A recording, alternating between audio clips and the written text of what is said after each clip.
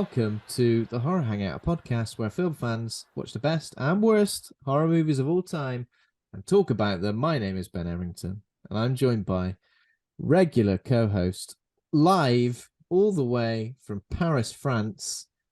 It's Andy Conduit. I'm asking, who are you actually? Sorry, didn't mean to do that. Well, you've said it now, Ben, but it is Andy Conduit Turner. Hello, Ben. And indeed, sorry, I should say bonjour, Ben, and indeed, bonjour, everybody. You French of it? Here I am in Paris, France. I've had a lovely time. I'm away with work, but you couldn't, especially for an event episode like this, couldn't miss it. I suppose it's got like a bit of a holiday feel, even though you're away with work. You know, you're in a different place, and we're doing a slightly different episode this week. Yeah, I'm in a nice Sorry Airbnb. Sorry for ruining your intro. I was going to leave like a little bit of an opening for you to jump in, and maybe people would have thought, God, who's with us live from Paris, France? And then when it was you, it would have been a lovely surprise. That's okay. It's okay. We're all good. But as you say, special episode. You know why? It's only FrightFest. Comes around quicker every year, doesn't it? Or how we like to say it quite oftenly, FlightFest, or is it FrightFest? Yeah, just stumble over those words as best you can. It is a tongue twister. We missed you last week, of course, Andy, but welcome back. But you and Vanna did a great episode. I really enjoyed hearing your takes on I Spit on Your Grave. I did watch them both. I can give you my thoughts in a little bit. Oh, you did? What we've watched. Yeah. Oh, we'll wait for that then. Good. So you could kind of like participate mentally, at least. Not that you don't just pretended I was being really quiet in the episode. I was like, yeah, good point, Ben. Good point, Vanna. Good point. I'm afraid. Yeah, I mean, sometimes when we do an episode, there's a little bit more, but the subject matter is a bit more serious. No name game, and I do apologize for that. It just feels like, well, sometimes when you are talking about these heavy hitting subjects, and then you go, guess what rhymes with grave? Well, I tell you what, Ben. If you want, if it'll make you feel any better, or if it'll make the audience home better, what should we do? I'll quickly come up with one off the top of the dome right now. Now. A my God, young woman on holiday in rural Connecticut, in anticipation of danger, salts a number of headstones in the cemetery to make sure people don't have any slip hazards. I grit on your grave. I grit on your grave, correct. Very good. We've done it. That's good. Film has passed. Don't slip on the bloody gravestone. Whatever you do, that's ever so dangerous. In many ways, a much nicer film. It's about safe practice. Oh, yeah. A much nicer film. What was your opinion? Oh, wait, we'll get into that when we go to what we've been watching, of course. So obviously this week we're talking about FrightFest Glasgow 2023, a special episode. If you a regular listener to the podcast and you've been keeping an eye on the old feed, you may have noticed that an interview went live with Amber Doig Thorne this week. Me talking to her about Winnie the Pooh, Blood and Honey, which is like, I guess, the main film of the festival, isn't it? It's the one that's kind of being advertised as the headliner, right? Jewel. The headliner, yeah. I think it was the headliner on Saturday night. Now, we haven't... So, again, we're covering it remotely, but we haven't had a chance to see as many films as perhaps we did at last year's event and at last year's main event, the FrightFest thing. So, we're only going to be covering a handful of them. However, we are also going to talk about the ones we didn't see in hopes of, you know, if you're a listener and you think, that sounds pretty good, I'll keep my eye out for that one when it's released on, you know, the streaming platforms. You can join us in keeping our eyes out for it. Exactly, yeah. So, but we will be discussing Winnie the Pooh, Blood and Honey, and we will be discussing a handful of other films. So it's a slightly different type of episode, and structurally, we'll kind of still be doing the same sort of things. Maybe Winnie the Pooh, Blood and Honey will cover the plot in depth more than the other films we're going to be talking about, because otherwise that would make for a very, very long episode if we did that. Yeah, but no massive spoilers for the majority of films. Certainly what we'll do is we'll perhaps we'll give overview synopsis, and then we'll go into it maybe a little more. If you wanted to go in blind, then by all means skip ahead to the next time code, but we won't do a full plot breakdown. We might just talk about some of our favorite moments. Yeah. And we will be covering FrightFest later this year in August as well. We're hoping to attend the event in person. Still sort of like confirming that, but you can definitely guarantee FrightFest. We're in it for the long haul, Andy Conduit Turner, aren't we? Yeah, it's the dark art of cinema after all. We'll be there. We'll be there. We will be there with bells on. So, oh, I was also going to mention some of our upcoming bonus content that we're going to be putting on Patreon. We put a post out on our social media just today discussing what the next few pieces of bonus content would be. So obviously on top of that interview with Amber that's gone live across all platforms, we will be doing some patron exclusive stuff that's going to go live on Patreon before it goes live everywhere else. So we're going to do The Last of Us TV review episode. Yeah. I guess in some ways fairly similar to a standard episode we do, but we'll be sort of covering the show as a whole and every episode and sort of what our favorite episode was. Franchise ranking. Now, we haven't done one of those since Resident Evil. Was it Resident Evil? We've done Resident Evil. We've done Halloween. So I think the next one, the next one we decided to do is Scream. So slightly less installments than something like Halloween. But with Scream 6 coming out, which we're going to be discussing on next week's episode, we thought it would be the perfect opportunity to rank all of the films. And I mean, I've kind of already been putting together my little ranking, and some films which I'm like, oh yeah, I love that. On my rewatch, I was like, not so much. And I could be surprised about what makes it near the top. I'm having a little rewatch of all of them in preparation for this. So before we get in and do the ranking, I will have watched them all while I've been in sort of the same state of mind, same part of my life. The exact same state of mind. Is it a better or worse state of mind than when you were watching all of the Howling films? I don't know. Ooh. I mean, it's happened after I've watched all the Howling films, so I'm probably starting in a worse place than I was. What about, how does it compare to your state of mind after watching all the Hellraiser movies? Arguably better. Arguably better. Yeah. You've been through a lot in the name of being a horror completionist. I am been marathoning a lot recently, but I think the marks of quality and timeless moments probably are higher with Hellraiser. It's as iconic as it is for a reason. Personally, I think I love the ridiculous heights of the Howling series more so. The ridiculous, dizzying heights of the Howling marsupials, the Howling 3. Yeah. And also another piece of bonus content, we're going to be starting a new series. Now, if you listen to this show, me and Andy, we mention Resident Evil a lot.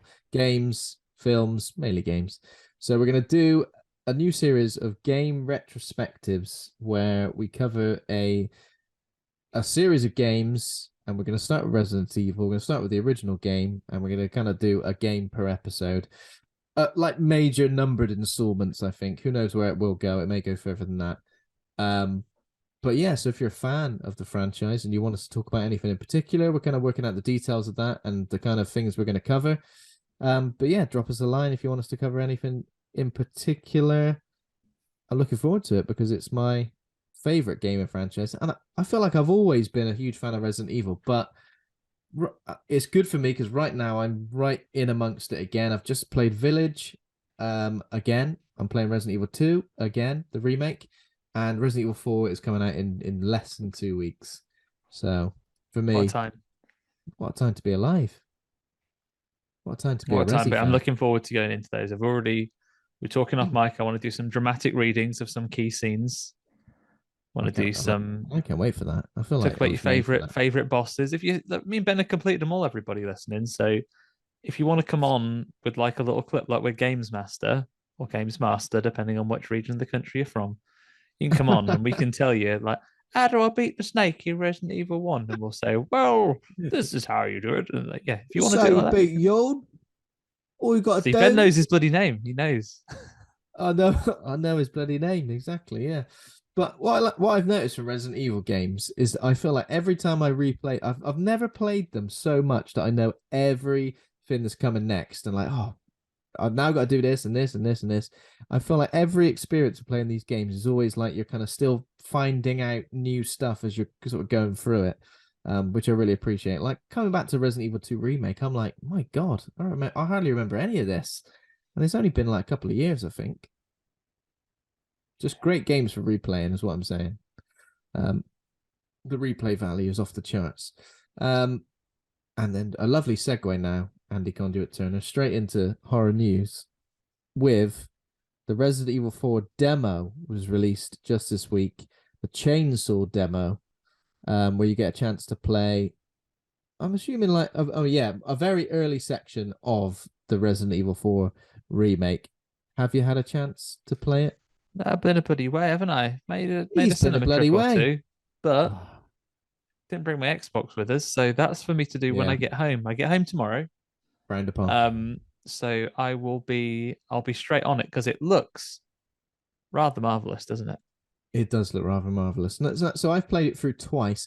I was going to do it again, but I was like, I kind of don't want to ruin. I don't want to like overdo it because I'm going to play the section again in the main game. I don't want to get to that and go, done this. Sick of this. Been there, done it. First thing I'll say, looks great, sounds great. The sound design's awesome, like incredibly atmospheric, and everything's a lot darker because I always feel like with Resident Evil 4, it's one of those games that is amazing, is an absolutely superb installment of the franchise, and it's a lot of people consider it the best of the franchise. It is very light. It's very light and bright. It's not as bright as Resident Evil 5 in the blazing, scorching suns of Africa. However, it's got like a hue to it, doesn't it? Resident Evil 4. Yeah. Whereas now it feels like this one they've lovely gone sepia tone. It's got a lovely sepia tone. This one they've gone right. It's pretty much dark everywhere, and even in this village section, which is where the main sort of demo takes place, it's kind of like, I want to say dusk. So it's like the light's kind of there. It's not too spooky. If you're in the village, then it'd be time for you to go in for your tea. It would when the bell chimes. Now, I don't want to. There's nothing to spoil because this is essentially very, very similar to the section of the original Resident Evil 4 game, where you're just attacked in the middle of the village and you kind of have to survive until the bell chimes. But yeah, there's a chainsaw man with a bag on his head, suitably terrifying. You're like surrounded by the villagers. It's tough. I did die. I kind of went into a room and there wasn't a way out, so I kind of got penned in and chainsawed through the gullet. But what I will say, right in the Gulliver. It's got me very excited for the main release of the game. I think I'm going to have to get it on release day because otherwise I'm going to get serious FOMO. But yeah, Resident Evil fans are eating good. And these remakes seem to be, down to enemies being in like the same place as they were in the original and everything like that. And you can German suplex a little old lady. Good. Don't get copying that in real life, everybody. That would be entirely irresponsible. But in the safe space that is Resident Evil 4, you suplex people of any ages that you like. It's good though because you feel like it's deserved because these old ladies come at you with a pitchfork, and they do.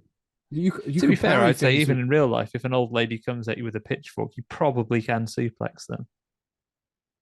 Yeah, but then you not just if they're coming at you saying something like, "Oh, would you mind helping me with this pitchfork?" If they're coming at you with murder in their eyes, yeah, suplex away. All the sound effects are the same. Like these villagers are saying the same things as they were back in the day, which is kind of good, but also like PTSD a little bit when they go "Uta la stea" or whatever they say. Sorry, don't speak Spanish.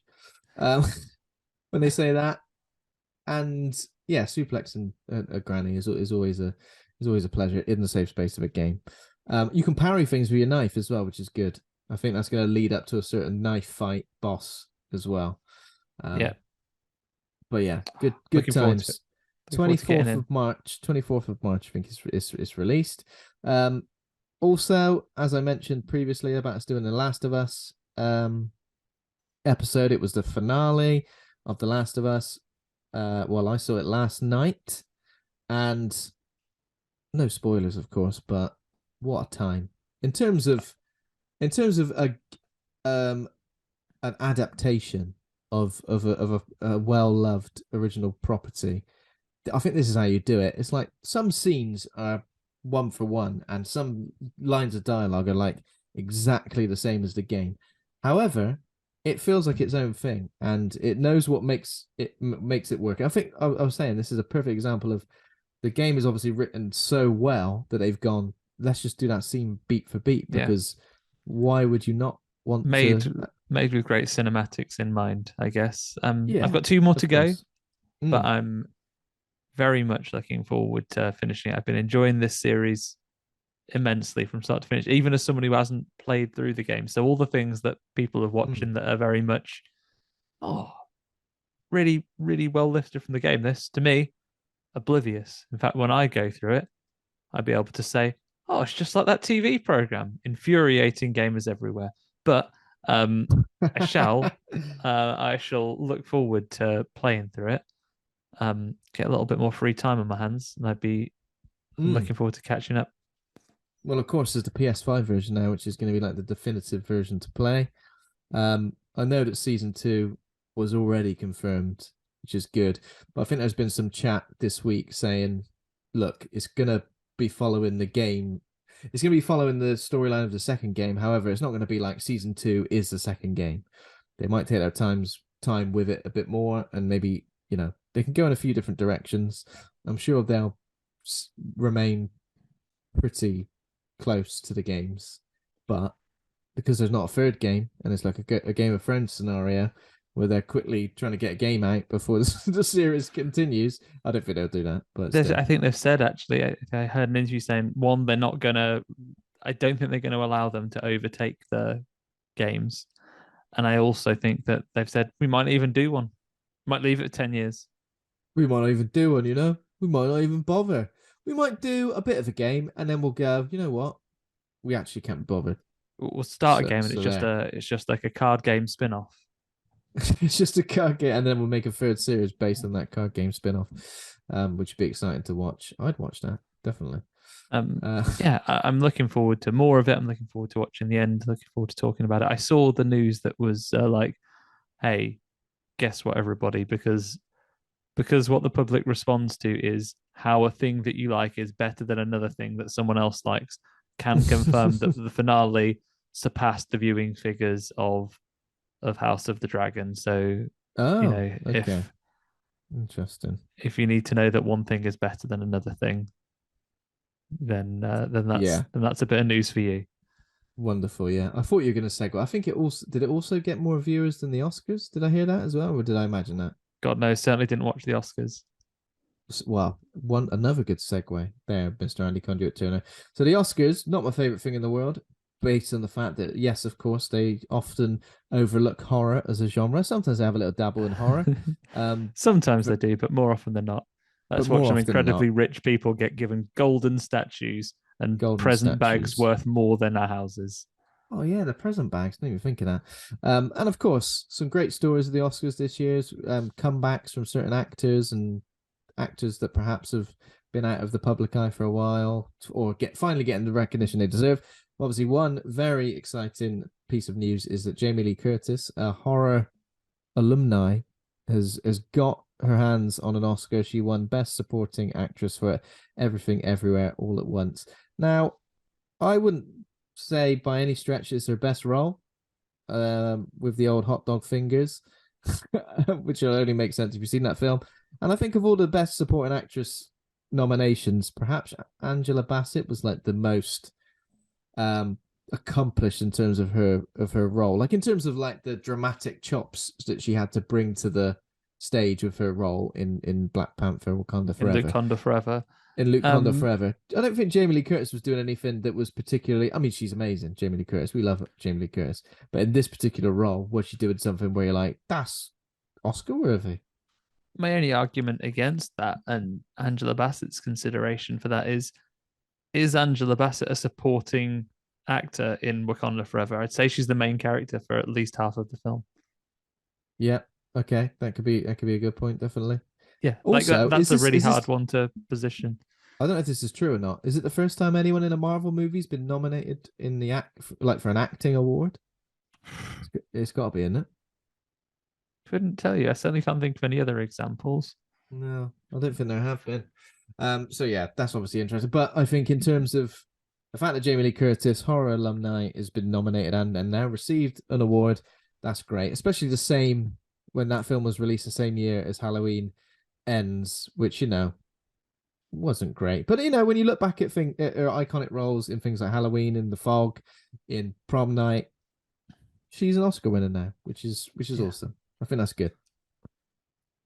That's it. That's all I got for news. Andy, have you got anything? No, Anything I mean, live obviously, we'll anything touch on that. live from Paris, France? I do know that Brendan Fraser also won an Oscar. I mean, would you say it's an action comedy? But The Mummy is a spooky man, and that's obviously what we all know and love Brendan Fraser from. Oh yeah, it's definitely spooky man. I mean, The Mummy's pretty terrifying in places. Those bugs that go in your skin and eat you from the inside out. That's scary. Yeah. And that time that guy's on the wrong side of the river. It's terrifying. Stupid fucking Benny. I got the bit that he goes and slurps all their eyes out as well. The Mummy does. He's ever so nasty. Eats all their eyeballs.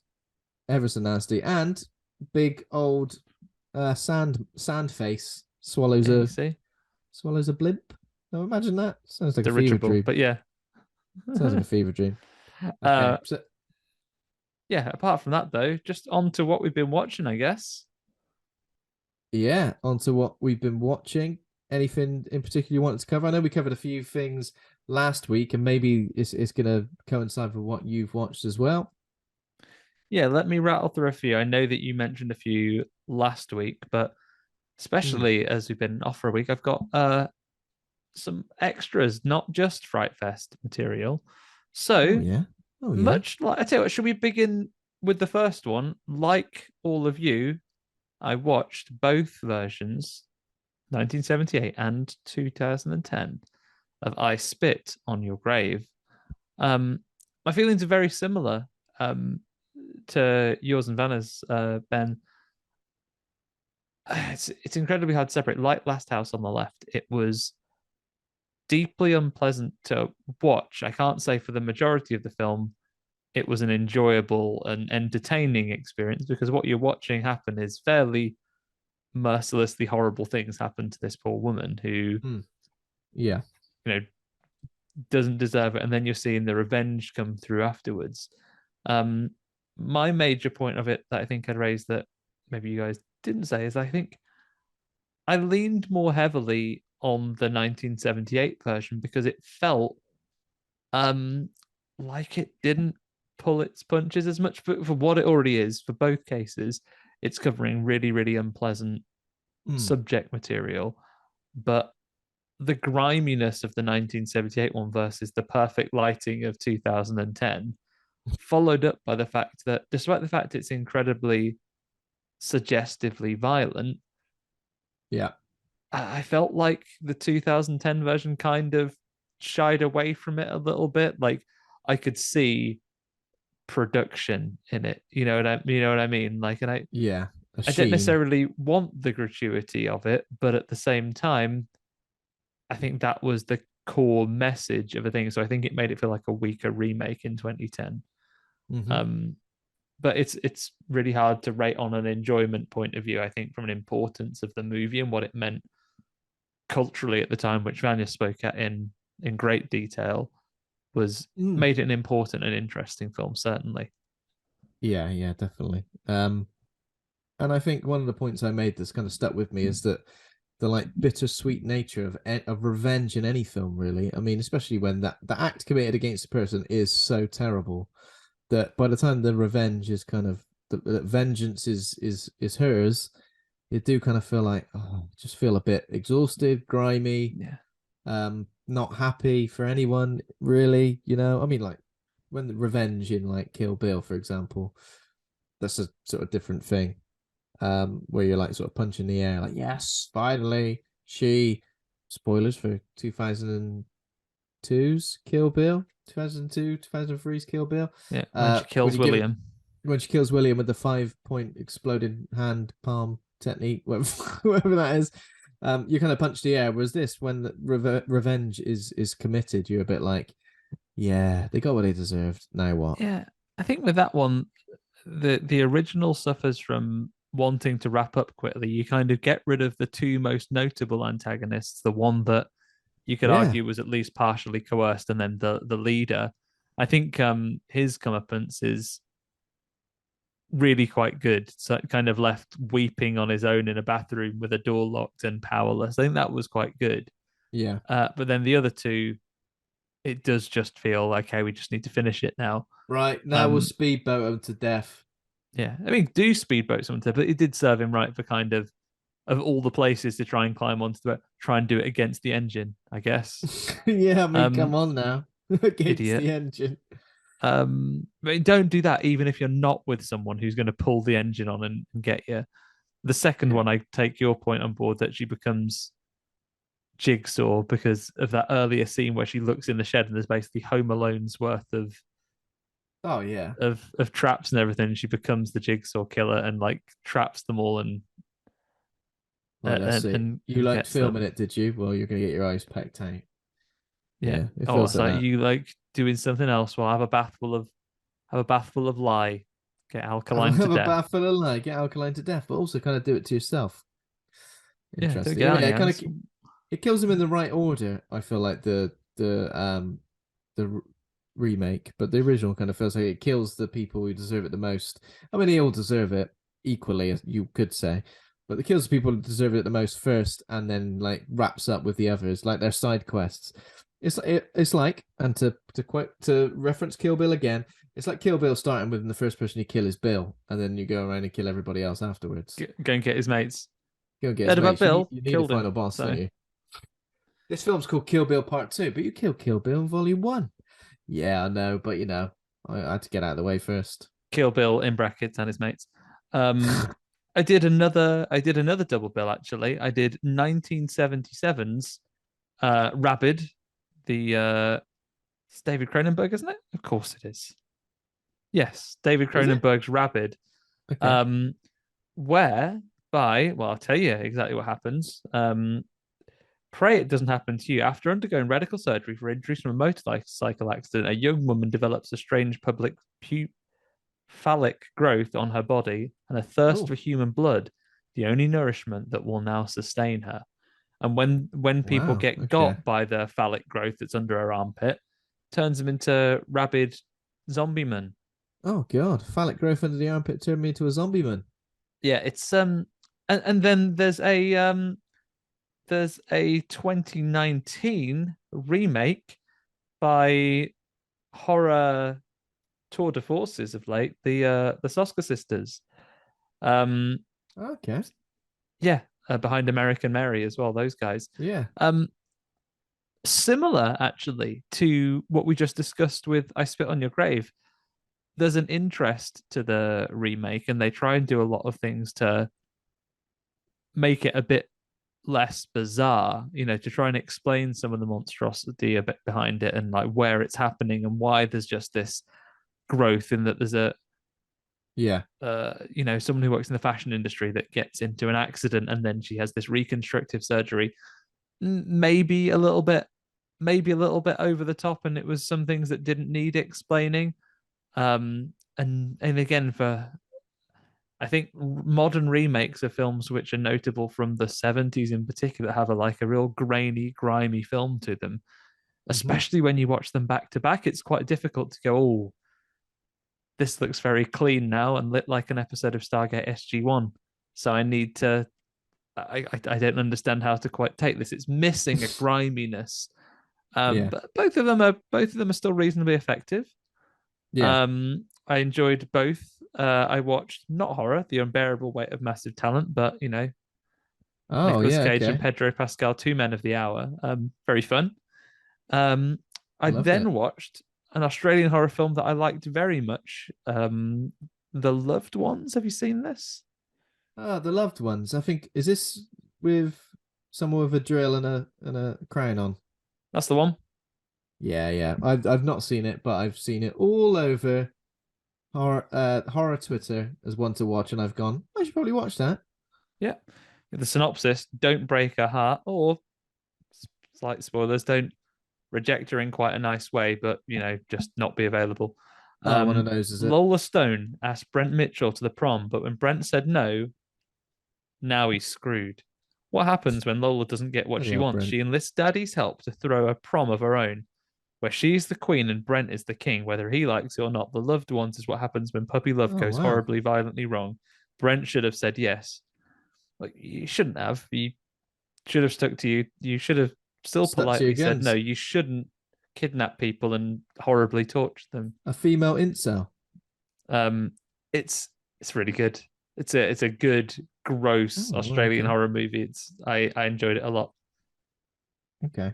I mean, it was on the list, and now you've recommended it as well. Let's nudge it towards the top of the list. Let's do it.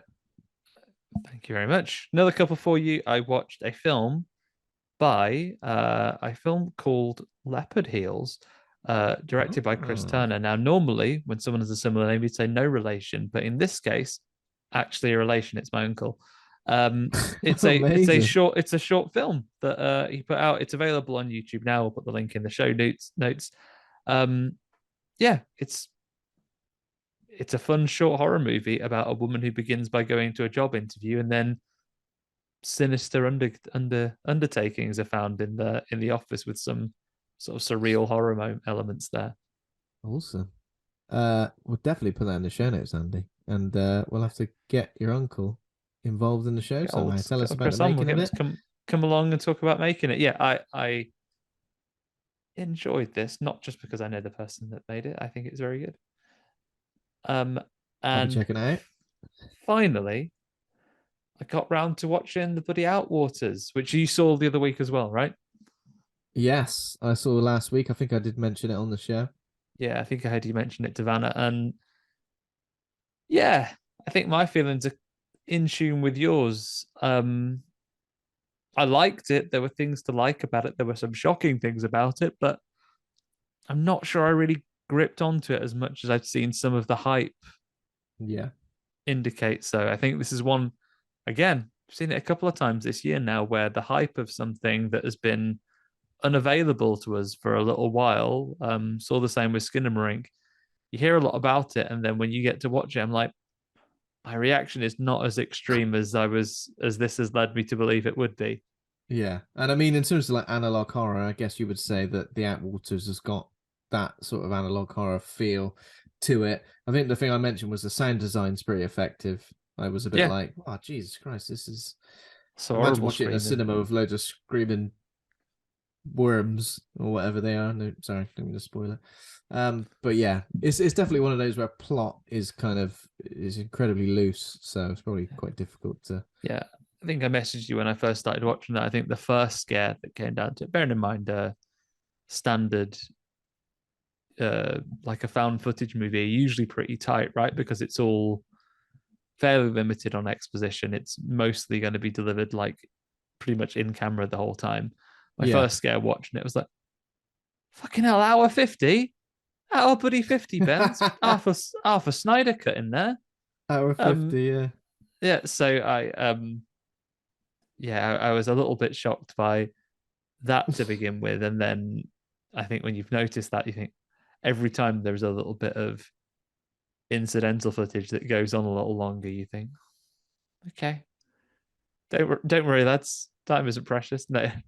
I like it. There are effective things, and the vistas that they get in there and the location work is great.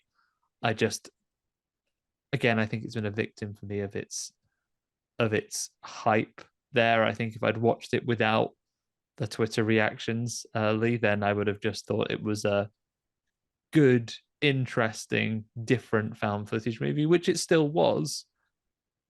But I didn't have such a visceral reaction to some of the write-ups I'd seen from it, and I felt like maybe I'd missed something. Yeah, definitely. But yeah, that's it for me. Apart from FrightFest stuff, how about you? FrightFest.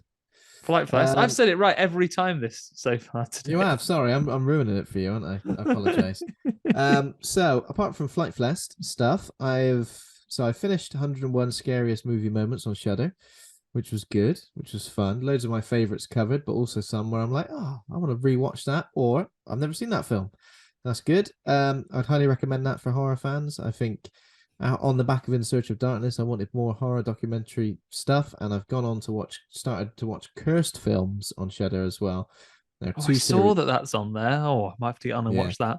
and I mean it's mostly horror, but they kind of cover. I think they cover The Crow as well. Is The Crow horror? Kind of. He's spooky, isn't he? He's a bit spooky. Yeah, he's a bit He's a of a ghost crow. man. Really, he's a zombie. Is he a zombie? Yeah, I guess Is he the is. crow a Yeah. ghost or a zombie? So, so obviously we're watching that.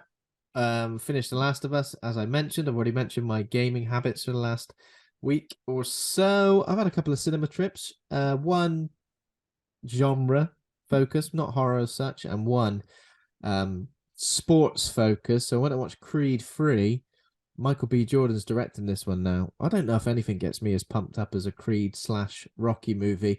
Very formulaic. You kind of know what's going to happen and how it's going to go. But oh my god, I live for it.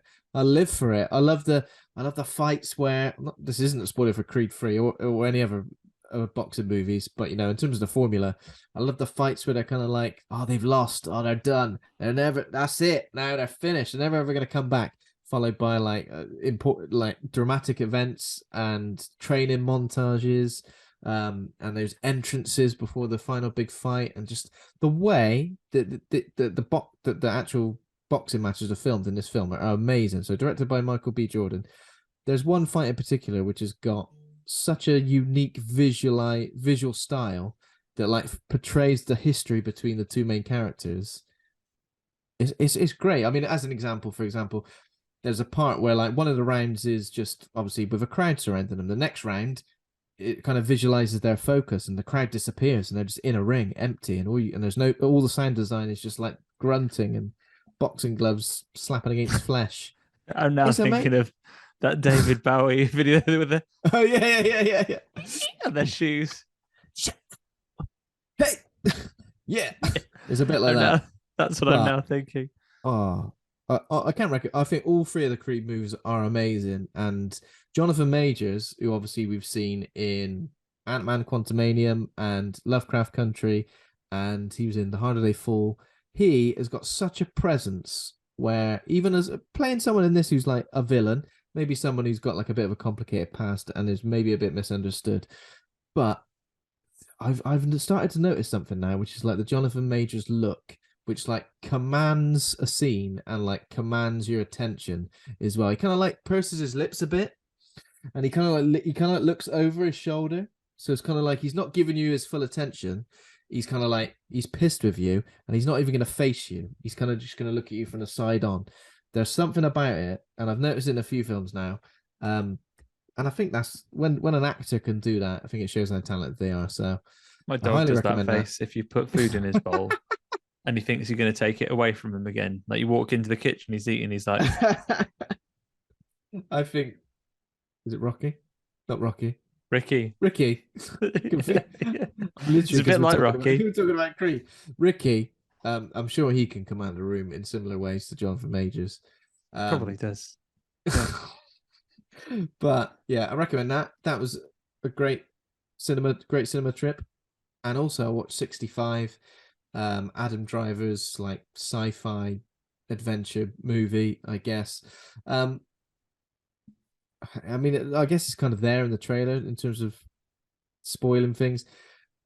He's 65 million years ago on Earth due to some kind of, I won't spoil what happens, but some kind of science. He crash lands 65 million years ago. So it's dinosaurs, and he's protecting a little girl. So it's kind of like The Last of Us / The Mandalorian setup, which obviously works really well at the moment. Man with emotional instability, who's gone through some sort of major loss. Man with a complicated, traumatized man saves little kid, and that kid helps him rediscover that humanity as well. I'm choking up. Rediscover that humanity as well.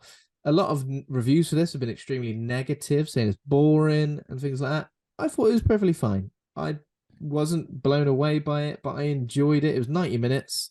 So for what it was, I enjoyed it. It's no, in terms of dinosaur stuff, it's no Jurassic Park, and it's no, I was kind of hoping for maybe they're going to go more of a horror route. Horror with dinosaurs would have been good.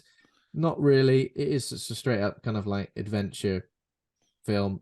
I just keep thinking Adam Driver's character Mills bloody hell, he gets himself into a kerfuffle ever so often. He goes from like falling out of a tree to like falling in quicksand to like nearly having his head Not bitten off. quicksand. Yeah, he just can't catch a break.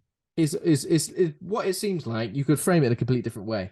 World's clumsiest man meets girl, and she protects him.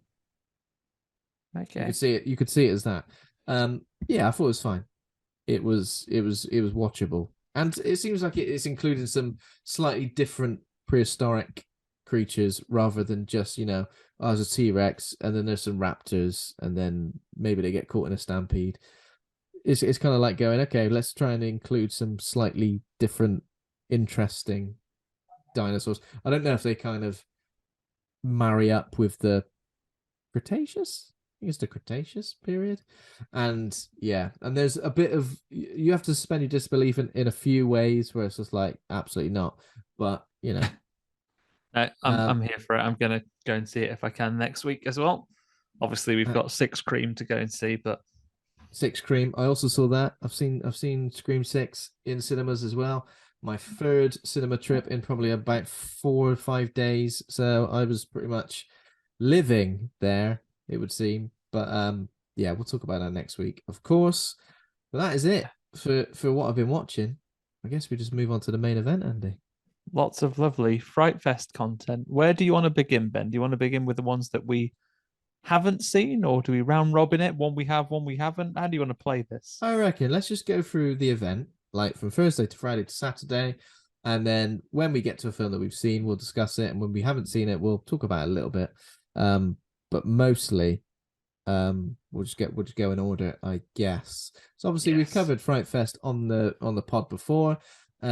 Where we've seen like all the films, we've kind of done like a bit of an award ceremony at the end. Don't think we're going to do that this time, strictly because we've not seen all of the films. Don't think it would be fair unless we'd seen a decent cross section. But we have seen plenty, and we will be covering obviously Winnie the Pooh, Blood and Honey as the main event as well. I guess we'll do that last, then, Andy. If we go, we'll save Winnie for last, shall we? Save old Winnie for last. So of course, Fright Fest is the horror fantasy event. It returned to Glasgow Film Festival for its 18th year, running from last week. So it's Thursday the 9th of March to Saturday the 11th of March. And it had loads of world premieres, international premieres, UK premieres. Festival co-director says Fright Fest is one of the most potent forces on the horror, science fiction, and extreme thriller landscape, a reputation that's firmly placed it in the top 10 essential fantasy festivals list. Who made that list? Somebody with credentials, I would say. And we aim to stay ahead of the chiller curve, returning to the incomparable Glasgow Film Festival with a shiver and a shudder showcase of epic proportions. Easy for you to say. Unfortunately, we didn't attend in person this year. We are covering it remotely. As I've sort of mentioned, we will be attending these events in person in the future. If you attended the event and you want to give us a little bit of feedback, obviously the last Fright Fest episode, we did have Lucy on the episode as well, who attended in person. We're going to be doing a bit of a cross section of everything we managed to see, starting with, now the two films were shown on Thursday. We didn't see either of these, but I will kind of mention them anyway, because one of the films I think has been getting a lot of traction as well, and that's, I'm going to say Sisu. And Smoking Causes Coffin. These were the two films that were shown on Thursday, the 9th of March. Interesting. I think Smoking Causes Coffin is French because the title of it is like Fumer Fight Tossier. Is that it? Yeah. After a devastating battle against a diabolical turtle, a team of 5 Avengers known as the Tobacco Force is sent on a mandatory retreat to strengthen their decaying group cohesion. Their sojourn goes wonderfully well until Lazardin, Emperor of Evil, decides to annihilate the planet Earth. I mean, in many ways, awards-wise, Ben, it is fortunate that we are not giving any this time, because I can guarantee from this, look at this synopsis, look at this picture. The very fact that my last 2 Fright Fest were won by a French horror comedy. Yeah. I think this is This looks like an absolute all-timer. I'm so sad that we didn't get to catch this one because absolutely into it. Look at these little Ultraman outfits they got here. Yeah, that's crazy. So it's directed by Quentin Dupieux. Stars Giles Lelouch, Vincent Lacoste, Anne de Moustier. Yeah, it's French. Released in 2022. If you get a chance, check it out. I mean, I'm sure Andy will be watching it regardless if it's a French film that's been screened at any Fright Fest event because it's bound to be in his wheelhouse. Yeah, Yeah, absolutely. Absolutely. I even lost your audio for a bit, Ben, but I can agree with it. I could have said anything That's the then. way to Could go. have said literally anything, and you would have agreed with it. I would have said Yeah. Andy's bloody slacking. He He's in agrees French. with everything the worst person that you know has said. And I would have been coming back and said, yeah. But no, To be I think fair, this I don't this think film it looks matters like my way to anymore. go. You can say what you want. AI is like recreating people's voices now. You say what you want. It doesn't matter. You're never going to get So, oh, no, cancelled. I did that. Yeah, Deep fake, sorry. AI Play did that. So the other film that showed on Thursday was Sisu. Say How is Sisu. that spelled, Ben? Sisu. So Jalmari Helender is the director. It's a Finnish film. So it's from the director of Rare Exports and Big Game. I'm pretty sure I've seen both of those. Is Big Game the one with Samuel L. Jackson. Samuel L. Jackson, President in the Woods? Yeah, so Yeah. I've seen Rare Exports, seen Big Game. Both are pretty good, I'd say. A bloody World War II action epic that pits one hard to kill Finn against Nazi soldiers in Lapland. So there is a trailer out for this, which I think a lot of people were saying this trailer's amazing. This trailer's great. As I'm on the old trailer, I've gone cold turkey on trailers. Don't know if I'm Not watching them. Not watching. I'll share them and say, "Here's the trailer. You can watch it if you want." I'm But merely I the gate, shan't. but I shan't. Don't shoot the messenger if you don't like look at the film. So essentially, Sisu is like a mythic one-man army. It's like a quintessential Finnish concept, apparently. White-knuckled courage and unimaginable determination in the face of overwhelming odds. So I'm imagining what we're talking about. Some kind of John Wick scenario. Sounds like it. It sure Although sounds it's like a it. horror, it's a horror thing, so maybe there's some more we don't see here. Yeah, I think Fright Fest does quite heavily lean into like thrillers sometimes, doesn't it? So yeah, that sounds good. And then we move on to Friday the 10th of March, and the first one that screened was #ChadGetsTheAxe, which me and Andy have both seen. So Yes. we can talk about this movie. Directed by Travis Bible, what a name. Starring Michael Benini, Spencer Harrison Levine, Tanisha Figueroa.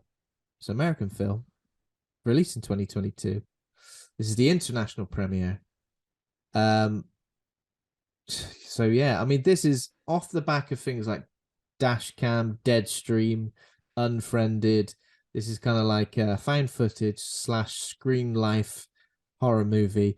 I mean, it's kind of got the exact same premise as Deadstream, right? Yes. I think for me as a viewer, another example of something I really enjoyed because Deadstream was my top movie last year, right? There we go. it Yeah. was uh it was an absolute favorite. I At first I think I was watching it thinking, okay, is this going to be a film that's going to suffer from comparisons with Mm-hmm. Deadstream all the time? Yeah. Am I going to feel the same way about it? And yeah, I think for some of those moments, it was something I was thinking, oh, it's reminded me of a film I really enjoyed, and am I comparing it to it? But I think it stands alone on its own merits. And on a number of occasions, I kind of like it with the multiple dynamics of different people that are involved in it. Mm-hmm. I've got a lot of time for the format, and it does some intelligent things with it. I think they use some fun tricks with it as well. Maybe for me, slightly less effective than Deadstream, but say slightly less effective than Deadstream when that was my favorite film last year. Um, Yeah. That's shouldn't true. be taken as a major criticism. I think it has some good moments in it. I was kind of confused because I was like, it kind of spins on its head of who's supposed to be the lead, doesn't it? Yes. You're kind of with one guy for a while, and then suddenly you're with another guy. I don't know how I felt about that.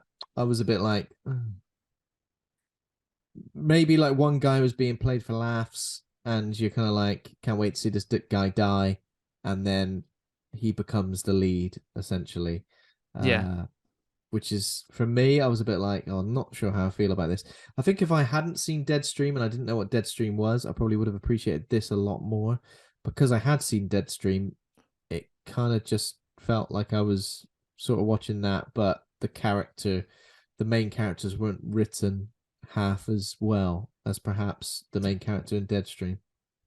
Yeah, I think that's true. Certainly for my tastes, but I think it's an easy film to recommend if you did enjoy Deadstream. If you're enjoying what's happening with people experimenting with, this type of screen movie, particularly looking at these types of personalities that you have your people who are famous for streaming and the focuses that they have and the triggers that they have and the way that the technology works. I think there's some really good things to take from this. Yeah, maybe slightly suffering the fact that Deadstream was so successful last year, but by and Yeah. large, I think there's some stuff to enjoy in this one. If you enjoyed one, you should enjoy the other.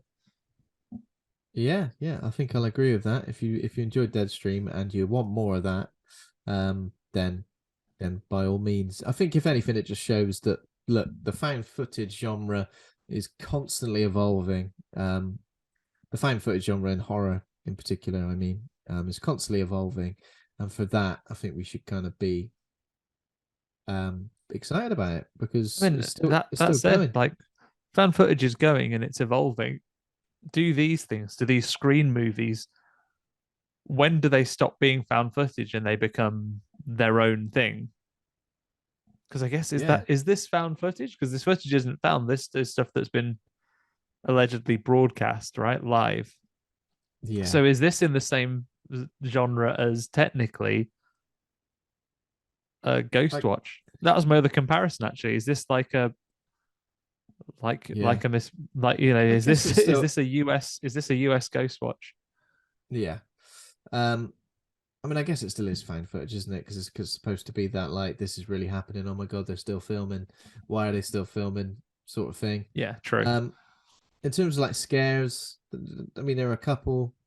I don't think there wasn't much gore, was there? Was there much gore? No, not particularly. Not particularly. It's quite gore. It's not. Yeah. Of Yeah, some it's of the not too films we heavy. saw. No. Okay. So then next up after that was another film that we haven't seen.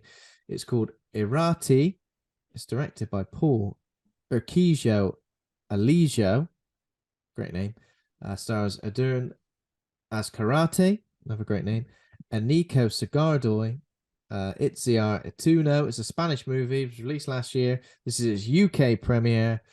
So apparently it's based on a graphic novel by J.R. Lander and Jay Munoz.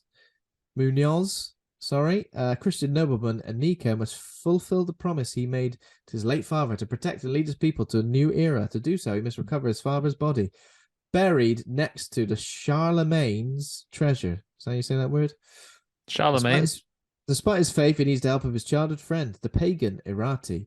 On this mythological magical mission, the two young men venture into a strange forest where everything has a name exists. Everything that has a name exists. If bloody hell, I'm going into this forest. What's in there? A car wash. That's got a name. That exists. That's in there if you find it. What else? What else, Andy? Do a better, do a better Uh, example of that.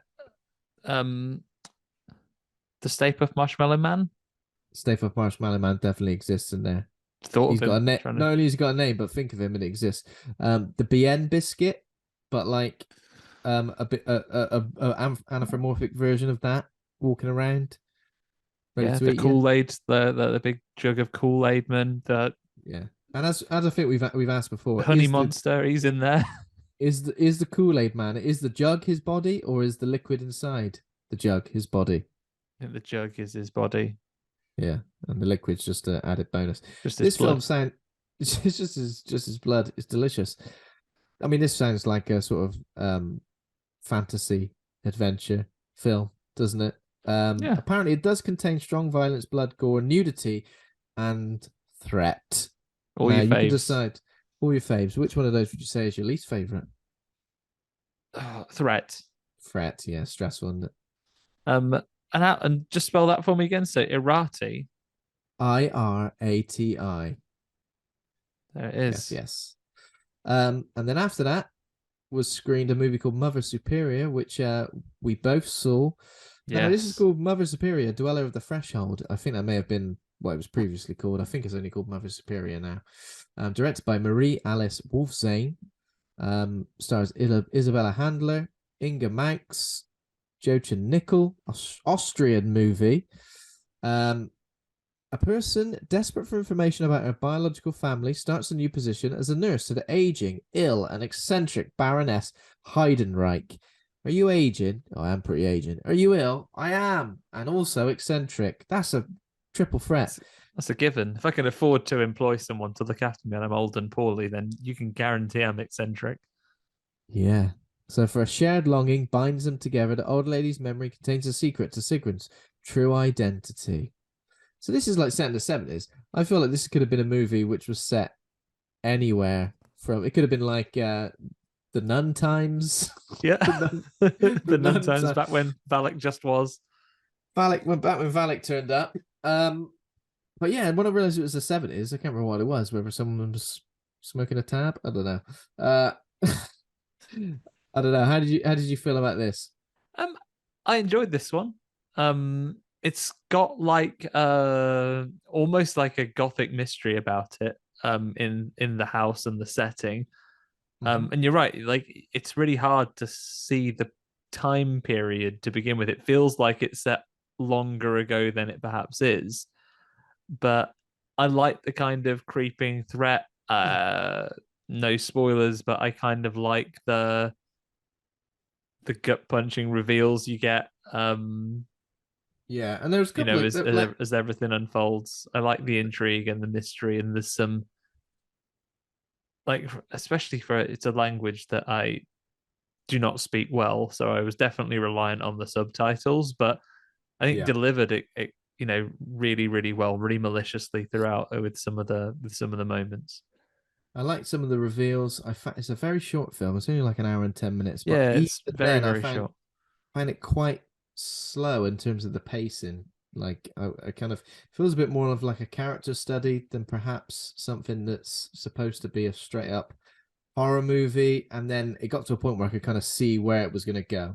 However, I think the handling of that final occurrence slash reveal Yeah, is done pretty well. and some of the Um, night terrors that happen in the run up to it, the bits overnight are quite, again, we didn't have the cinema experience. I think this one would have been another effective one in a cinema.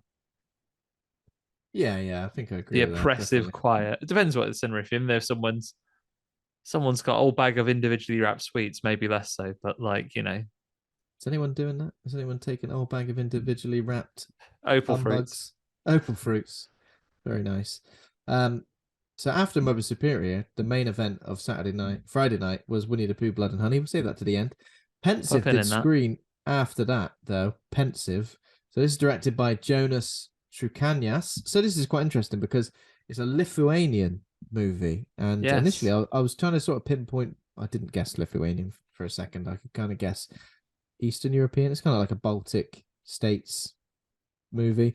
So it's directed by Jonas Trukanias, starring Sarunas Rapolas, Miliesius, Gabaja, Bargaliate. I'm doing really well today. Marius Rapizes. Sorry, guys. Um, so this is like a Lithuanian slasher movie, right? And Yeah. it's I definite Friday 13th vibes. Friday Mm-hmm. the 13th, the game vibes I was getting Mm-hmm. because it kind of felt like you were like a group of survivors trying to like band together to kind of avoid this slasher. I wouldn't say there's anything particularly that unique about the killer. However, there were some nice visual cues with like these wooden sculptures Yeah, they're around, really good. like the folk horror elements as well. And you got all the classic characters, Lithuanian or not. You've got jock characters, goth characters, people who are trying to have a bit of sexy time, people who are not trying to have a bit of sexy time, because it is a kind of just like a high school graduation party at a remote cottage. And maybe like the first 10-15 minutes, I was like, what the hell kind of film is this going to be? And then it does I was kind of wondering, is it going to be a ghost? Is it going to be a slasher? What is our threat going to be? Yeah, I quite like this one as well. I found this one quite effective. And to be honest, some of the most brutal moments in this film are some of the interactions between characters. And again, say what, Ben, I'm not going to spoil it. I'm yeah. not going to spoil it. But the main thing is, you would bloody tell him to get out the boat, wouldn't you? But fuck off, then. Go on. Yeah, fuck off out the boat. I like this as well, where it's like there's again no spoilers, but somebody is basically told you're just too boring. Even a serial killer don't want to come near you because you're boring. You're just you're just a bore. You're just yabbering on, aren't you? And in retaliation to that, somebody's told to get out of a boat, but like in the middle of a river. Get out of the boat. That's essentially like telling someone to get out of the car when you're on the motorway. You can't really do that and you don't want to pull over on the whole hard shoulder. That's not what it's for.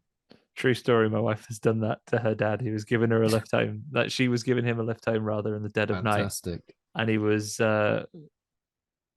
a backseat driver, going, "You want to do that? Just if you don't shut up, I'm going to pull over and you're going to get out and walk home." This is wonderful. Just pulled over. It's like, go on. Oh wow! How long was it? How far home was it? There's still miles. It's in the middle of the motorway, but they stood in silence for a few minutes and laughed, and then he was silent for the rest of the way home. There we go. Oh, so he didn't get out. Okay, it was just a threat. I hope she would follow through. I'm serious. Get out. Amazing. But I enjoyed this one. Hopefully, we're going to catch up with Jonas and have a chat about the creation of the film. I'm really looking forward to catching up and talking about where they picked up the visual identity from. Because again, very much having to own the ignorance here. I know next to nothing about Latvian folklore and Lithuanian, sorry, Lithuanian folklore and sorry, I'm being a backseat podcaster now. No, that's okay. I'm glad you corrected me. Can't just say the name of the wrong. I'll tell you what, name the way to say FrightFest all episode and then get a country wrong. So yeah, it'll be really interesting to understand more about Lithuanian folklore and what the visuals look like and where they've perhaps been drawn. This could potentially be the first Lithuanian movie I've seen as well.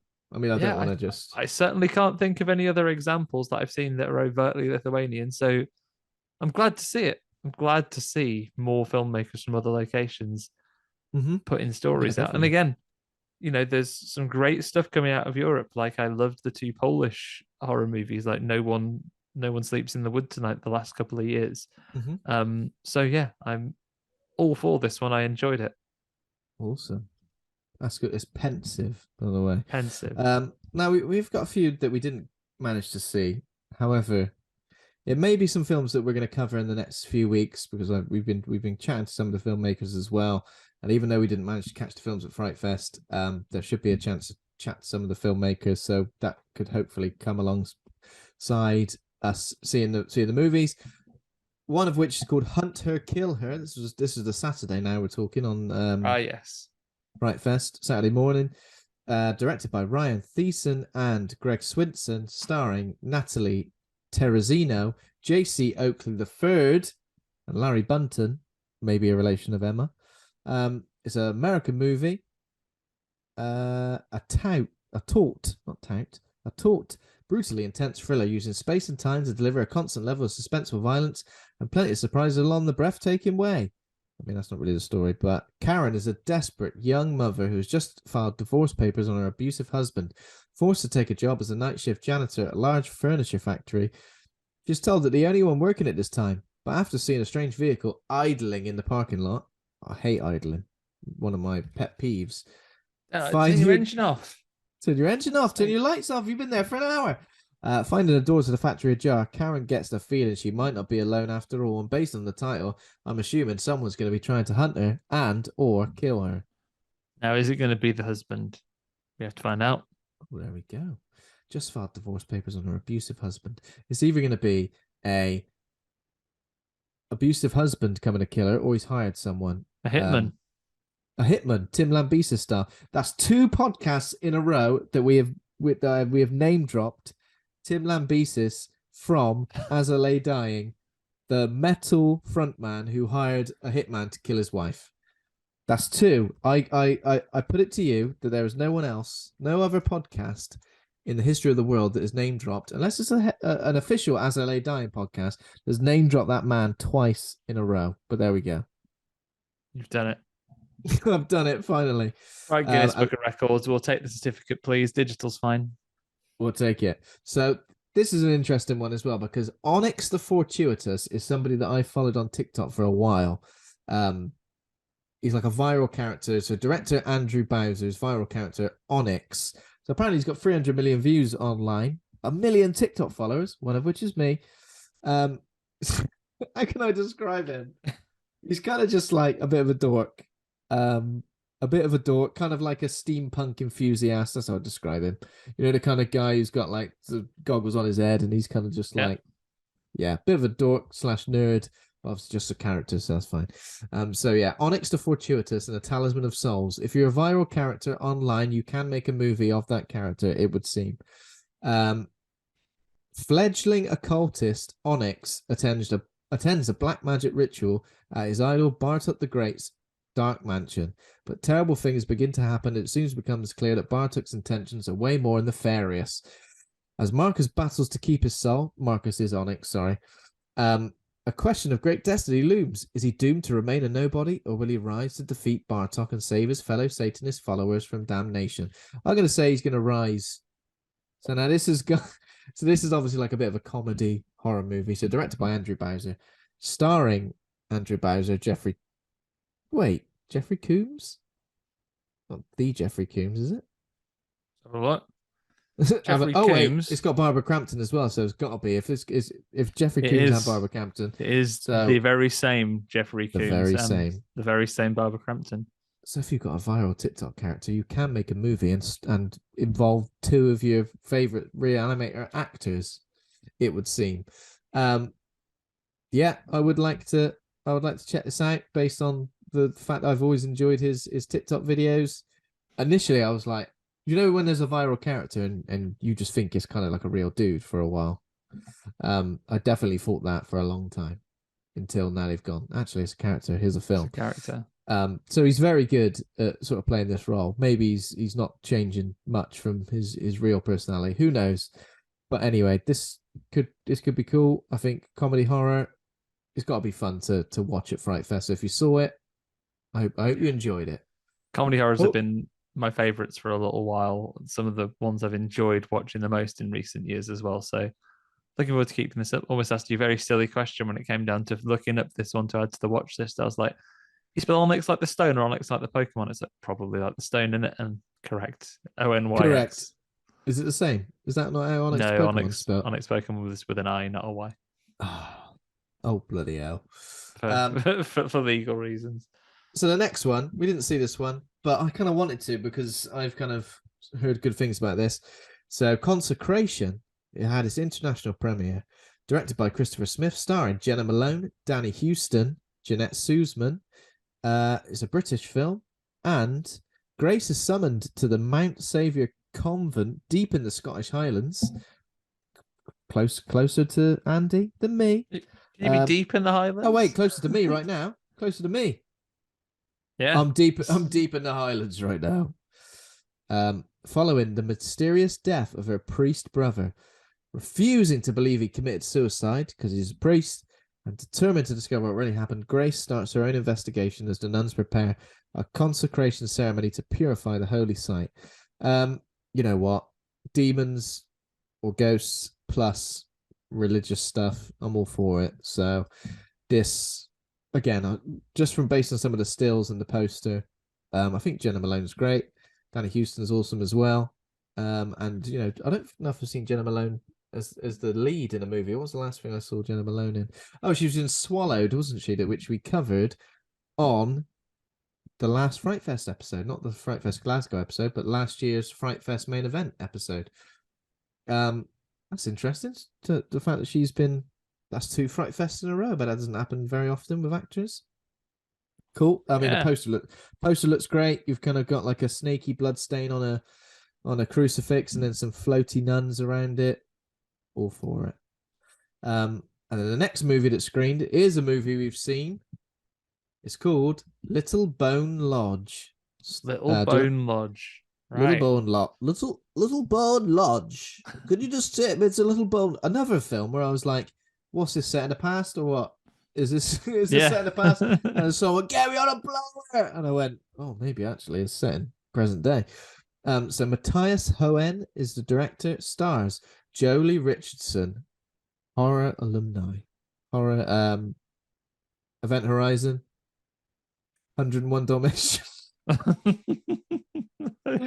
It's got the devil in it. Pretty Cruella devil in it. Yeah. Neil Limpo, Sadie Soverall is a British movie. This is from the director of Cockneys versus Zombies. During a stormy night in the Scottish Highlands. Yeah. What's going on? It's all about it, eh? 2 criminal brothers on the run seek refuge in a desolate farmhouse. But after taking the resident family captive, they find the household's even darker secrets of its own. Colour Out of Space she was in as well. Now, this is an interesting sort of little crime thriller, I guess you would say, more so than a horror movie. And it kind of goes in a couple of different directions. There's a reveal. I don't know if I necessarily saw this reveal coming as such. And it kind of flips the whole film on its head, doesn't it? Yes. Which I think it does pretty well. I think most of the performances are good. Again, like, you have to suspend your disbelief on a few occasions, especially when the old Bill start getting involved. Yeah. But still, I think it achieves what it sets out to do, I believe. And there's a lot of like, oh, I can't believe that just happened. Oh my God. But still, I think it's executed pretty well. I think this is, I know we didn't see too many, but certainly the ones I've seen, I think it might be one of my top runners from the first lot of the festival at the minute. I think one of those that, we spoke about it when we talked about M. Night's latest offerings recently. I think this film has an excellent first watch potential when you're going through it for that first time, because seeing those reveals come through and as the narrative is flipped and changed, and who you are following and who you're interested in succeeding in what's going on with them, flips on multiple occasions, I found. Even when a lot of things are already in play, it still changes right up until the very end. Really, really interesting character work, like intensely creepy in several moments. And like with each reveal, it's almost dreading what they're going to uncover. It's I think this is quite effective, quite well done. Yeah, I think of all the films we saw, I think in terms of like, if we were going to nominate anything for like the best film or like the what we saw at least, or the best performances, I think this is probably up there, I would say. Okay, just got a couple more to cover before we jump into Winnie the Pooh, Blood and Honey. There's a movie called Here for Blood, which screened after this, directed by Daniel Torres. Could be Torres. Stars Sean Roberts, Joel Farrow, and Dee Snider. Is that Dee Snider of Twisted Sister fame? Gotta be. I mean, that's crazy. So it's a Canadian movie. It's like so it's described here. This was an international premiere. Described as a tongue-in-cheek extreme splatter, not extreme platter, which I nearly said then, which would be, sounds delicious. Extreme platter, got 3 types of cheese on there, 2 types of grapes. It's got everything on there, yeah. Campy comedy horror film shocker of the year. When his girlfriend is swamped with college exams, Tom O'Bannon, a rowdy pro wrestler struggling to make ends meet. Are you a pro wrestler? Yeah, I am. Are you rowdy? Of course. Agrees to fill in as a last-minute replacement for her well-paying babysitting job. Why is this babysitting job so well-paying? Is the kid possibly a monster? Don't know. But he wrestler. Tom arrives. We've already talked about German suplexing an old lady. Maybe a little child gets German suplexed in this film. And he arrives at an isolated family home where he meets the precocious 10-year-old Grace. What starts off as a quiet night quickly spirals into bloody, violent, demonic chaos as Tom and Grace find themselves fighting for their lives when an otherworldly cult of masked intruders descend onto the home. So like, yeah, it's like a home invasion movie with a pro wrestler. Here for Blood is called. I am sure this is a good time. I'll be definitely there. This will be in my watching future as well. And then finally after that, before we jump into the main event, 13 exorcisms. That's a lot, isn't it? That's a lot of exorcisms. Yeah. Didn't we work out? What did we watch recently where we worked out someone claimed to have done a load of exorcisms? It's the most prolific exorcist in the whole world. It's the Pope's Exorcist, the upcoming movie. Yeah, that's it. The most prolific exorcist, I think we worked out, did about 15 exorcisms a day. He was chaining exorcisms. So essentially 13 exorcisms is like just a quiet day for that guy. So it's directed by Jacobo Martinez, starring Maria Romanillos, Ruth Diaz, Silva Lopez. It's a Spanish movie. This was its international premiere. So shy, sensitive teenager Laura is tricked into taking part in a Halloween seance to contact the spirit of a mad doctor who murdered his family. Mad as in nuts or mad as in grr? Don't know. You have to be pretty cross to kill your family. From that night on, Laura's life is forever changed. Dark presences, terrifying visions, ominous voices, painful marks on her skin, and other paranormal phenomena haunt her. So then they call the priest, who says, guess what? She's possessed. Classic case of more than one exorcism. It's going to take more than a dozen. A book is basically like getting a tattoo lasered off where they go, look, we'll laser it off, but it's gone, isn't it? No, I can still see it. 13 more sessions. 13? It's agony. You got to book in several, like your driving lessons. Now, they are going to be this much if you get them just one at a time. If you want to buy like a block booking. I hate that, because then you get locked into like learning to drive for 5 hours in an evening, and then by hour 2, you're like falling asleep at the wheel. Never good. I don't want to do this anymore, please. I'll just never drive. If you just parallel park here, then you can get on with it. Oh, for God's sake. So yeah, that was that. And I guess, the film we're going to discuss now, the main event, is Winnie the Pooh, Blood and Honey. As I mentioned at the start of the show, I did recently interview the star of this film, Amber Doig Thorne. So if you want to go and check that out, we'll probably cover like some similar stuff to what we discussed about like the concept of the film, how it came about, how it was, what the filming of it was like, and because it's a slightly confusing concept, I guess. I mean, it's obvious on the surface what it is. It's Winnie the Pooh, but horror. But I had a lot of questions, and Amber did answer them for me. I will kind of fill in the blanks while we're talking about this. But it's out now in cinemas. I believe it was its UK premiere at FrightFest. UK premiere at FrightFest, and it's now available in cinemas, various cinemas around the country. Have a look for your local listings. Exactly, yeah. So it is Winnie the Pooh, Blood and Honey, 2023 British independent slasher film, written, directed, and produced by Rhys Frake Waterfield. It serves as a horror retelling of A.A. Milne and E.H. Shepard's Winnie the Pooh books, and it stars Craig David Dowsett as Winnie the Pooh, Chris Cordell as Piglet, and obviously I've already mentioned her, Amber Doig Thorne, Nikolai Leon, Mariah Taylor, and it follows Pooh and Piglet, who have now become feral and bloodthirsty murderers as they terrorize a group of young university women. Is this set in the UK or the US? Don't think anyone knows. Primarily in the UK, apart from one petrol station owner. Hey there. Oh my God. What are you doing here in the backwoods? Hang on a minute. This is Surrey. It's the Forest of Dean, mate. It's the Forest of Dean. What are you doing here? And they terrorize a group of young university women and adult Christopher Robin when he returns to the 100-acre wood many years after leaving for college. And I guess for this one, we will go a little bit more into the plot. Budget, £100,000, Andy. I think that's something we need to keep in mind. Apparently it's made 4.1 million in the box office. And I think that was that might be from its US release. So hopefully, for the sake of independent cinema, has made still more at this point. And I think it's primarily because it's a huge curiosity, right? Like I think it's, as opportunities go, you have these characters enter the public domain and you can produce something with it, which allows you to have a freedom of expression of what happens with these things. And I think whether people agree with it or disagree with it, you kind of have to see it.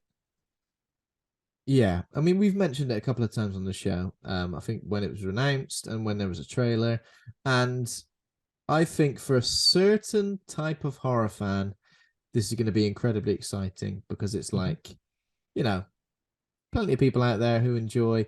Now, Amber did mention that this isn't based on the Disney characters. One, Winnie the Pooh in his little red T-shirt with his arse out constantly, which is a common theme in Disney film and Disney characters. It seems Donald Duck. I'll mention another one. I just guess by and large the characterization you get of those of the characters as well. So I've not read, certainly not for a long time, the original Winnie the Pooh book, so I don't know if he says any of his catchphrases. I think that Tigger is a later thing, possibly tied with the Disney thing as well, which is why you won't want that Tigger in character's this. He's absolutely off his nut. He'd be bonkers, wouldn't he? In fact, if they just like released a tiger into this film, I think it probably would be a good time.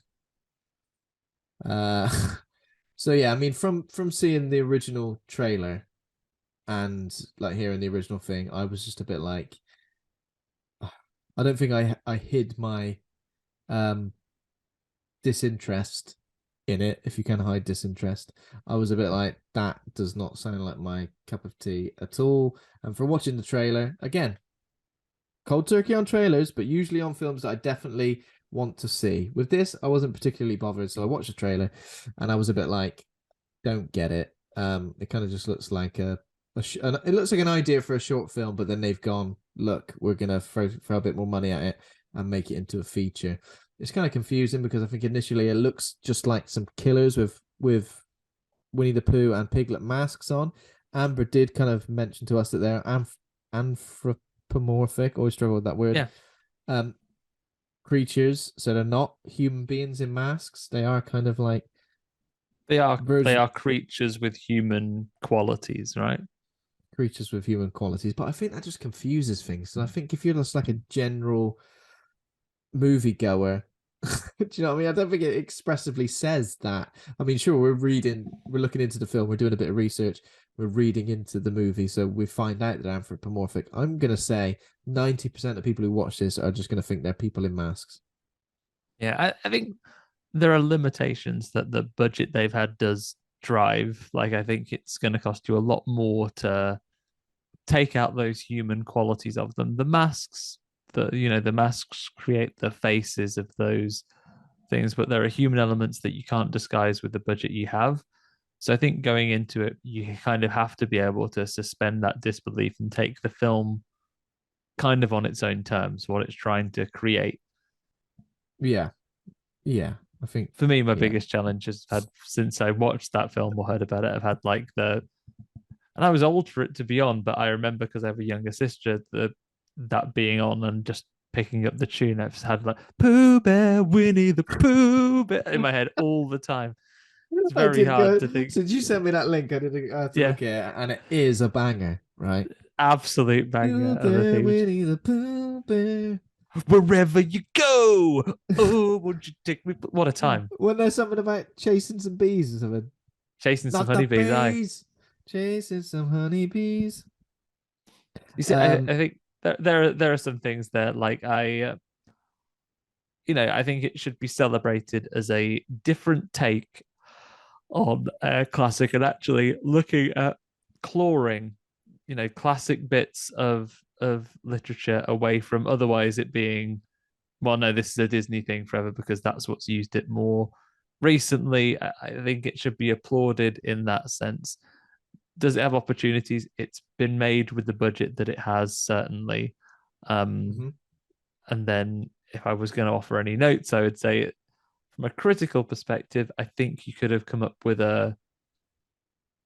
I think there are opportunities to come up with a different contrivance as to why they've become they've Yeah, because become corrupted or become essentially bad or the reasoning for Winnie the Pooh and Piglet being like murderous is because Christopher Robin grew up, went to I don't know, grew up, went to medical college, school. stopped visiting, and apparently stopped feeding them. And I thought, was that ever an agreement? I mean, I've not read the AM. I probably have read some AM Milne books years and years ago, but I don't remember. Was Christopher Robin exclusively feeding them? Was I thought they kind of had it locked down in 100 Acre Wood, and Christopher Robin just came to visit and was like their mate.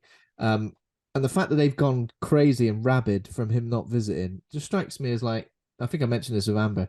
You know, when you if you live in a small town and you like leave, go to college, university, and you come back, and everyone who hasn't left that small town is like angry at you. Well, so you went to university, did you? What did you study? Oh yeah, give it a rest. Oh, I'm not Be the interested. twat.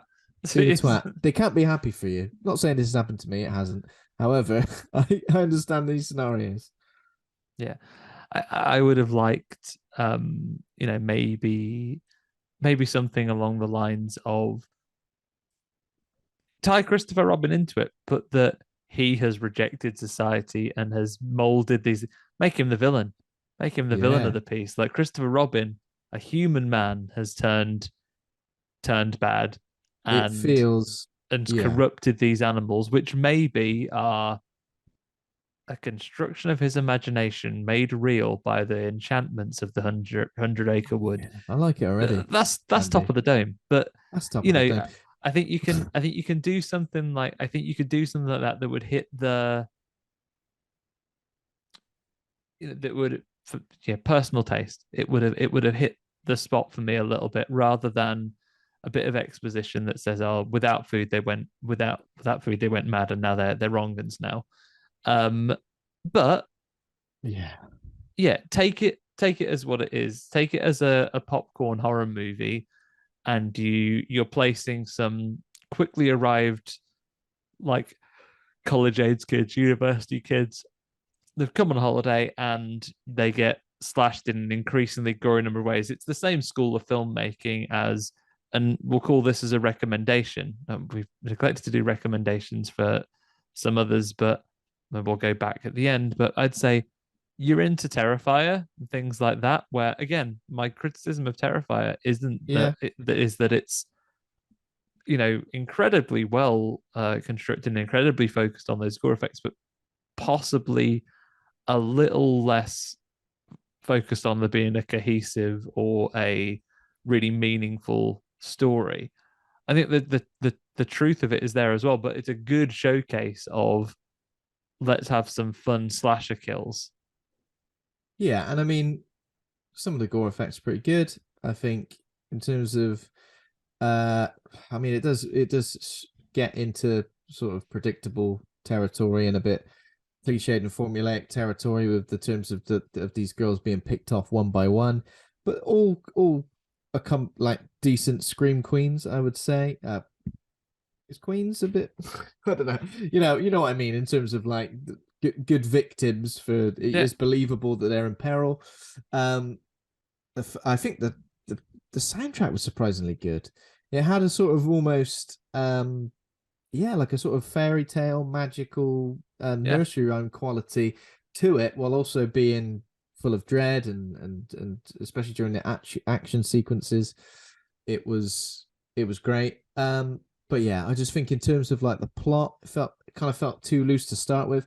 I think as like it feels like the kind of idea that you'd put on a table when you're like brainstorming what a Winnie the Pooh horror movie could be, but then you perhaps would flesh it out a bit more. It feels like they kind of just run with this idea, and I don't know. For me, it doesn't. The fact that they've obviously in the intro as well, they kind of have this animated sequence, which shows how everything came to be. The fact that they've already killed off Eeyore, they mentioned Rabbit and Owl.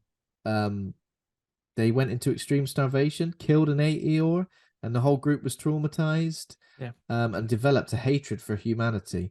And I guess they've just been chilling in 100 Acre Wood until Waiting. Christopher Robin decides to come back with his wife. Yeah, with Um, his wife. and it says, this is the thing, right? Winnie the Pooh, Piglet, they're all such well loved characters.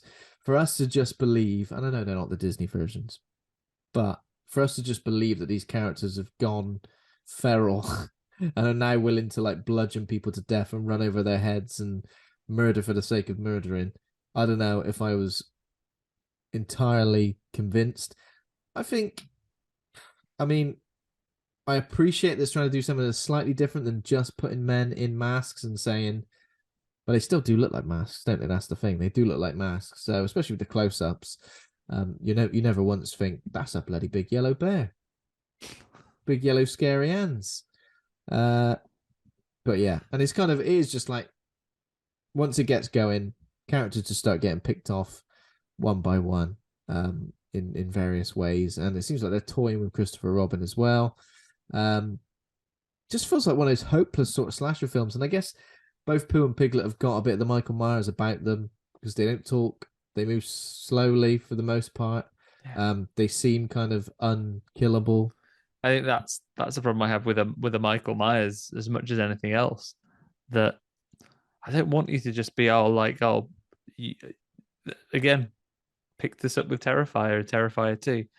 I want there to be some contrivance of escape that the killer has had. I don't want to be like, but you see, evil's inevitable and they're invincible, actually. So like it's one of those things. I'd like there to be I took my eye off him for a second and he's weaseled away, or like he wasn't trapped, or I didn't smash him with the car, I just missed him, or something along those lines. I don't want my horror villains to be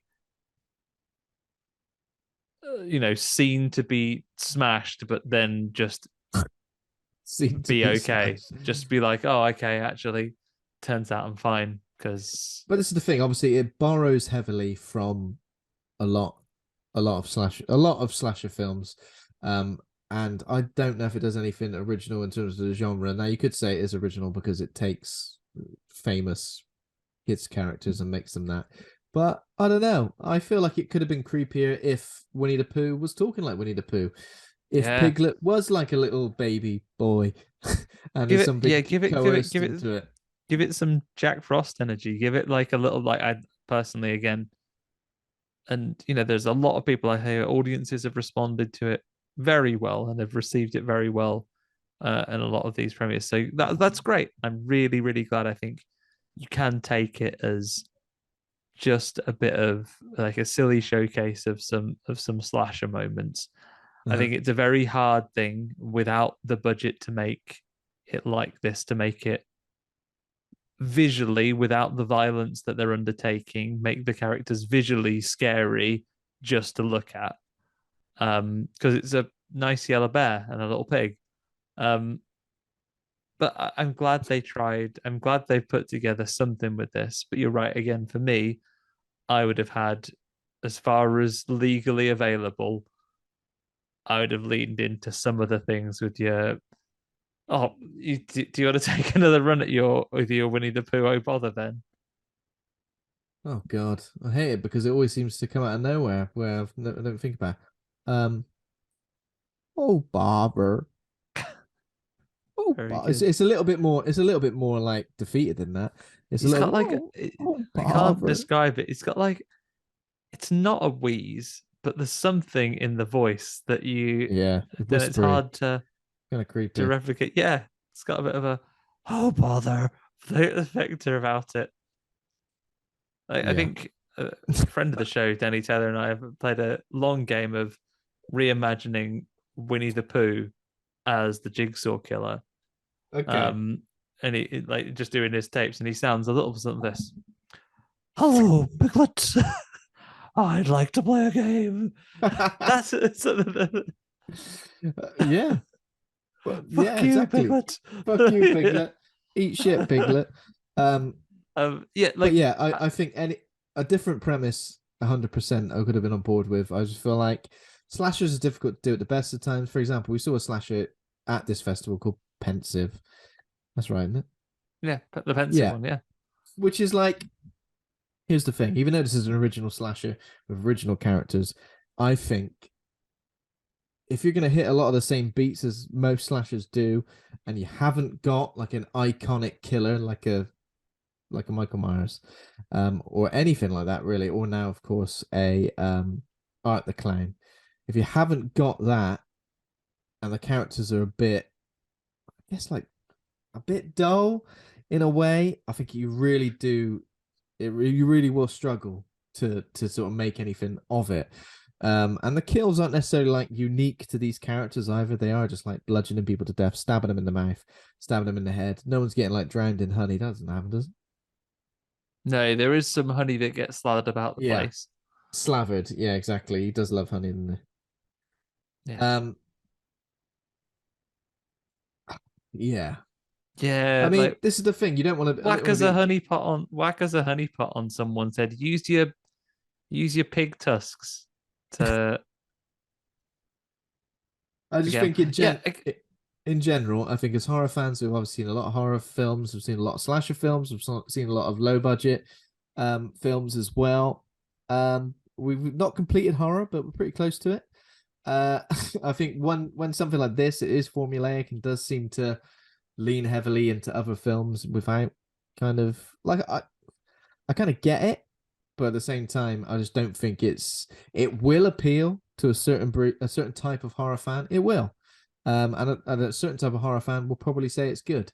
I think just coming from our standpoint, coming from a critical standpoint, where we're trying to we're kind of trying to make sense of it all. I don't think it achieves much. And I think Amber did also say that a sequel's been confirmed, so it's interesting to see yeah. where they would Sequel's go been with confirmed. that. Like, you've not brought. It's interesting because obviously we don't know what's happened with Rabbit and Owl. They're not mentioned. No, exactly. But then again, if you've used your iconic two in Pooh and Piglet, um, it's it's interesting, and I know they've said that the second one is going to have a bigger budget and is going to go harder on the gore and things like that. Like I don't know if that's what it needs. I applaud them. I think I applaud any independent horror filmmaker in making these things. Um, I think you can spice up the writing, and I know you have to be incredibly careful. We mentioned things like the voices; those voices probably do fall into the things that are Disney creations and you can't use. So you'd have to do something different. But I think you could do something which brings more of these characters to the forefront while treading that line and pull something off. But I think the main takeaway of this one is that if you're a serious man or woman or anything else for a serious time, then maybe this isn't going to be for you. If you are likewise, it's not overtly a horror comedy. You may find some humor in the situation, but it is not played for laughs. It's played quite seriously and pretty It's straight. played quite seriously, and it is a bit like there's some random like bits of nudity as well, which I was a bit like Yeah, Paul gets de-shirted before she gets wood chipped. t-shirt before she And gets wood it's chipped. Obviously, someone's in a bikini as well. I don't know if this is the best representation of. I mean, it feels B movie schlocky, and kind of yeah, bad yeah, temper, not bad yeah, tempered. What you've said it before. How do you describe that? Like it's. I think you described something before as being sort of like it's just not pleasant. I guess is if that makes yeah, sense. yeah. Like it's got that vibe to it. The almost explicit. It's not to say it has like a trauma vibe to it would indicate because trauma is very heavily played for the really extreme situations and the laughs. And I would have loved to see what they've done with this under a trauma studio banner or something similar. Yeah, Um, for me, I would like it to be dialed in one way or the other in more ways. So either come up with like really dive into the script and use that theming, or make it overtly that it's meant to be quite funny as well. But you know what? Fair play to the people that are making it. An opportunity came up and they have seized it, and I yeah. will absolutely turn up to see what they do Mm-hmm. next. And I'm glad I managed to go out and catch Uh, this. so what they're doing next is apparently there's Bambi and Peter Pan. So I don't know if it's exclusively just gone for Disney stuff that's coming to the public domain. Obviously, the Disney stuff was based on stuff that existed already before. Peter Pan could be pretty good, you know, because it's a bit suspect. He's hanging around a load of kids all the time. He didn't grow up. Tell you what, Ben, look out for. I've just recorded time of recording. I've just recorded a promo for an upcoming theme with the other stories. Watch this space for a story about that. Actually, Hell yes, that's very very exciting. And then obviously Bambi as well. Whatever is done with that, Bambi goes on a rampage. That'd be more difficult to do, right, than a Winnie the Pooh or Piglet thing, because CGI Bambi, or maybe someone in a deer mask. Who knows? Yeah, yeah, just a deer. But yeah, you know what? Fair play to these guys. Pull out this stuff, because the very fact that these things have come into public domain, you want to see people successfully do it, because then more people can do it. It doesn't have to be horror. It could be, stories in the original genre. It can be side stories to these things. Let's see people take some classic IPs and make things with them. Yeah, I think my recommendation will be, like, if this is the thing you like, if you want to go in and just look at some some kills, some creative work, and look at it for the curiosity that it is, then I think you'll get something out of this. Yeah, good point.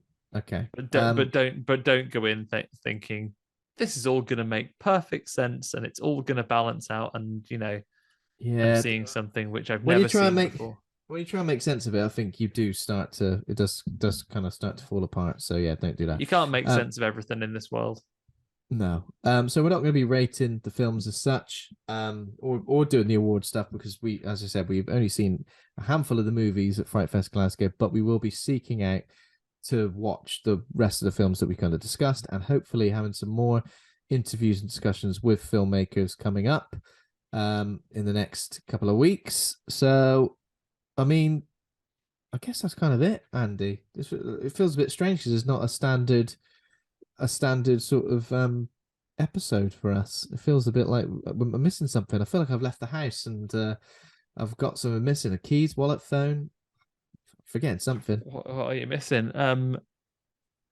I could do you around the name game if you like. Can you? What, off the top of the top of the gnome, top of the dome? Yeah, I'll do a couple of really quick ones. So, which festival is the wood-eating insect heart of cinema? Wood-eating.